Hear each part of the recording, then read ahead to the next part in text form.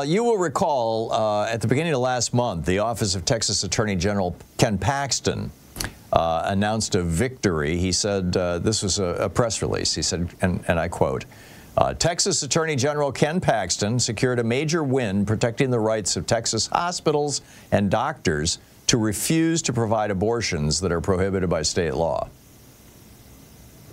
Now, think about that for a minute. The Attorney General Ken Paxton secured a major win by protecting the right of doctors to refuse to give women abortions or any kind of care that might be considered an abortion. And that is why Neva Crane died. This 18-year-old, she visited 3 different Texas emergency rooms because she was 6 months pregnant. She was hemorrhaging. The fetus was not going to survive, but they would not take this thing out of her body that was dying. They would not take it out because it still had a heartbeat. And well, here, this is Publica. This is by Lizzie Presser and Kavitha Sarana. Neva Crane was crying in pain, too weak to walk, blood staining her thighs, feverish and vomiting the day of her baby shower.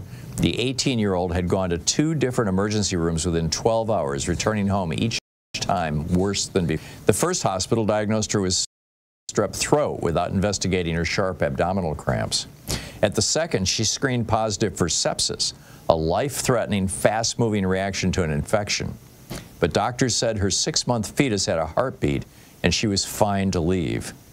Next was her 3rd hospital visit. An obstetrician insisted on 2 ultrasounds to confirm fetal demise, a nurse wrote, before moving her to intensive care.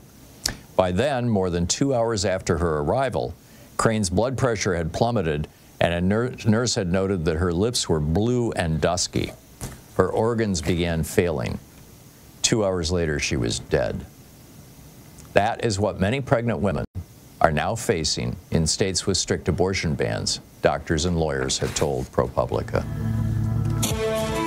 This is what Donald Trump and J.D. Vance want to bring to the whole country.